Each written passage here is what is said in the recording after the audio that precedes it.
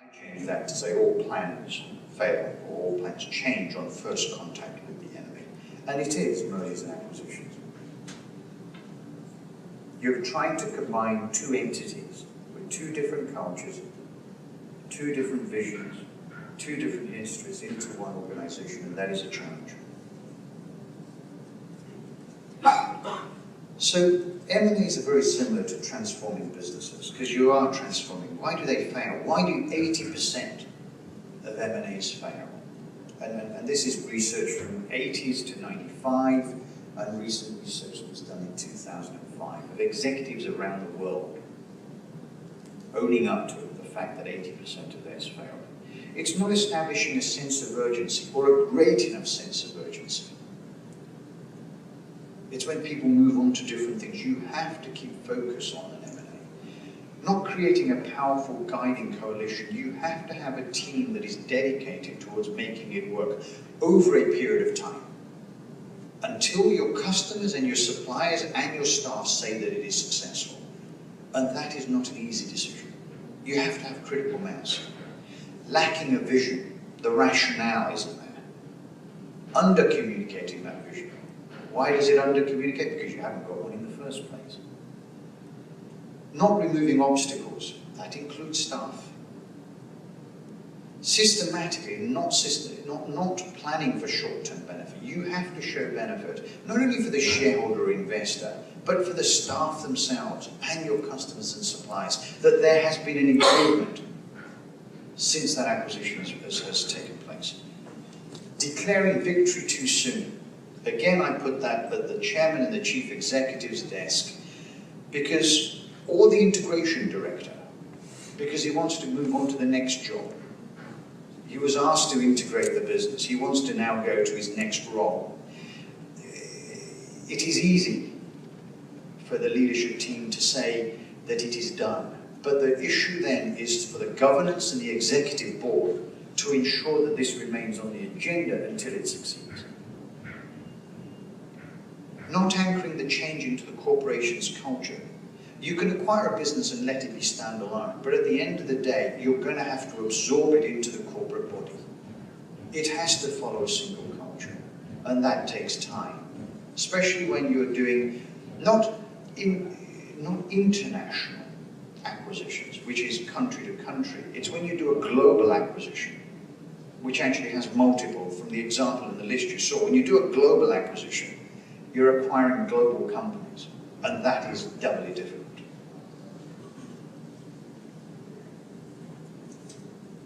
Always speak to your suppliers, your staff, and your customers, and ask them for the truth. So what should you do? Really the opposite. Create a sense of urgency, form a guiding coalition, create a team to do that, create a vision, communicate it, share it. What is the rationale for that M&A? Empower others to act on it. Plan for the short-term wins. Communicate those short-term wins. Publicize those. Consolidate your improvements such that your customers and suppliers and your staff see the change. And you have to institutionalize your new approaches. In fact, a lot of M&As now, you're buying technology and skills from the other business, and you want to incorporate that into your own entity, rather than put your own culture, which is a classic Tata JLR. You know, you didn't want the old Tata Motor culture going into JLR. Actually, what you want is a JLR culture coming into Tata Motors. So your acquisition is for a reason, to improve your own performance and your own culture.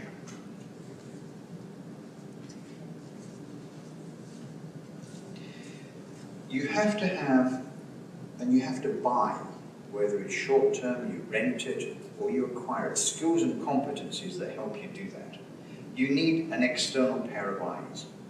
And organizations need people to tell them that things are going wrong, because your own people that are in your own pay, on your payroll, are not going to tell you your baby is ugly or it's not going well. And I'll give you some examples of that later on. Other reasons for failure that still occur. Ladies and gentlemen, age has no linear relationship to experience and being right. Seniority has no linear relationship for experience and being right. Being the son of the father who started the company or member of the family that owns the business does not equate to experience of being right. Being in a tenure, you've been there for 40 years, does not equate for experience of being right. And different cultures will begin to understand that. And I'll give you 3 examples. Generally, culture clash is one of the biggest reasons now why M&As fail. It's your ability to transcend a national view or a regional view onto a global scale. There is cultures that think, man, I know everything, I'm right. It isn't going to work. Because it's a brutal, cold world out there. Poor understanding of the markets. Actually, the perception of doing market research before the acquisition, or one's understanding, you have to get independent advice. You're going to have to pay for it to actually understand that market before you make the acquisition.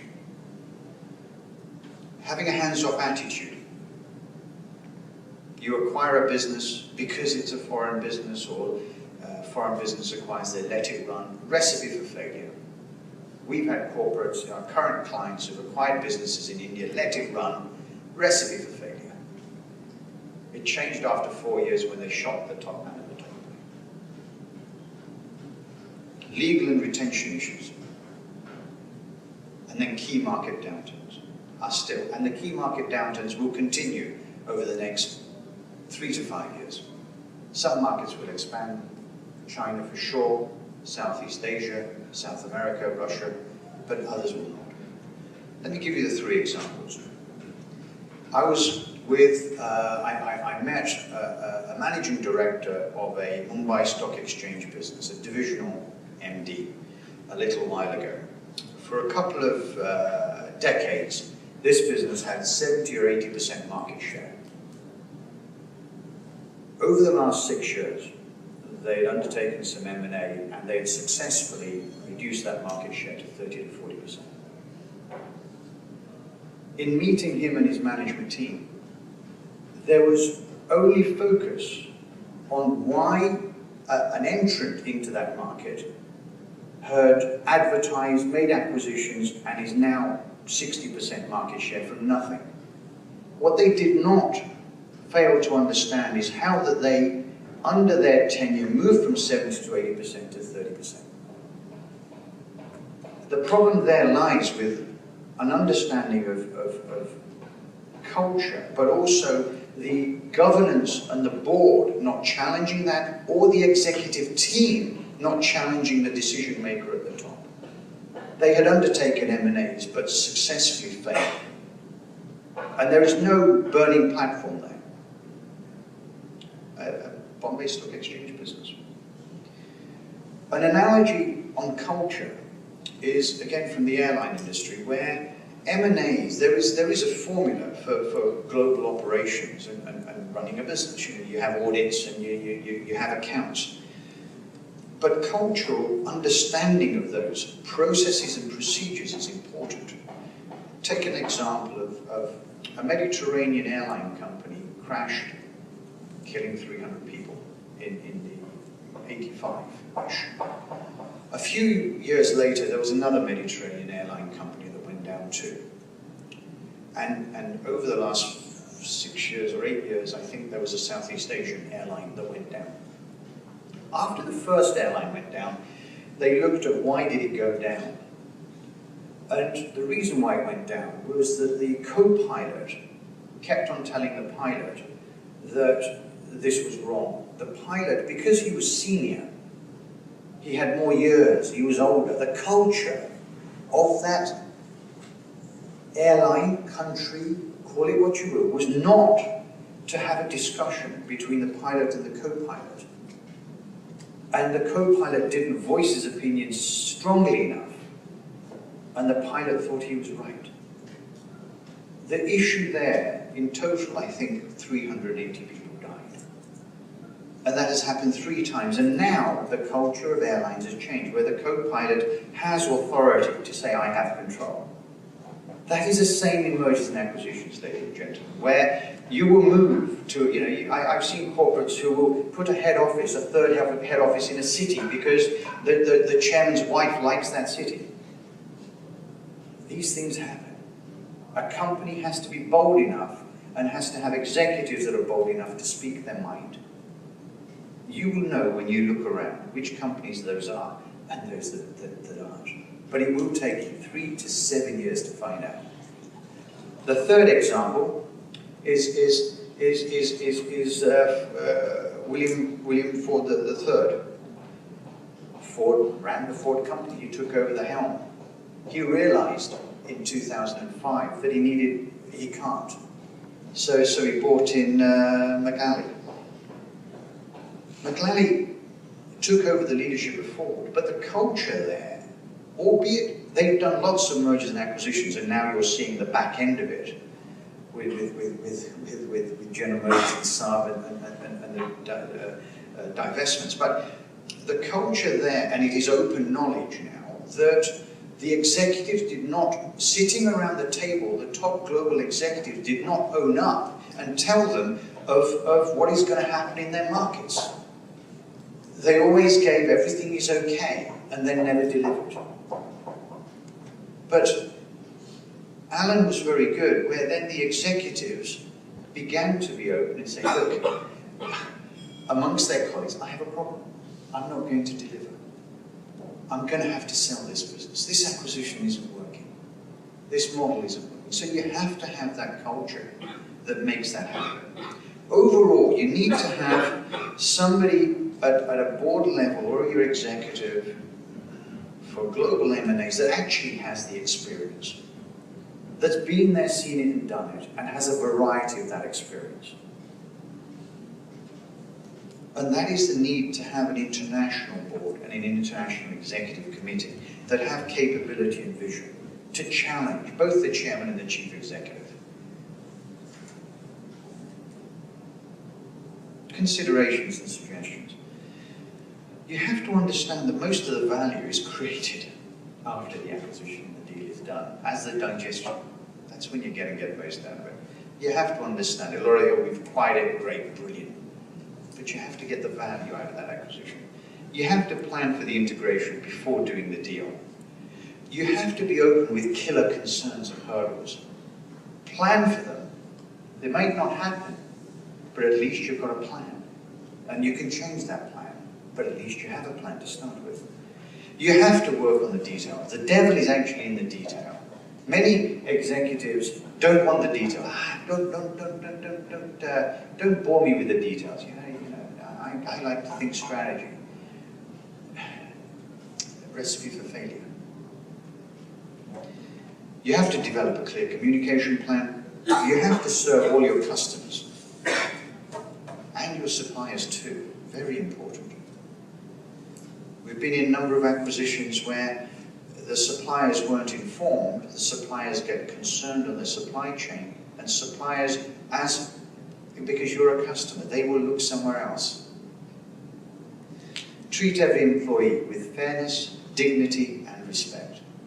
Very cultural.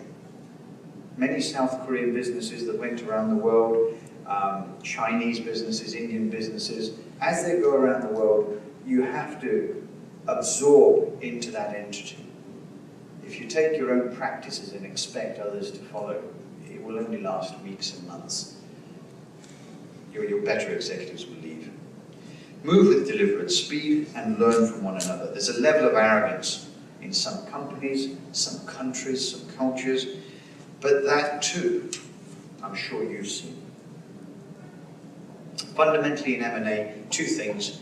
Value comes from a combination of synergy, which you cut cost and increase revenue, and you cannot do that without successful integration. Executives have to do both in order to succeed. In terms of how much do you pay, if I quote the Sage of Omaha, which I'm sure all of you read well, price is what you pay and value is what you get.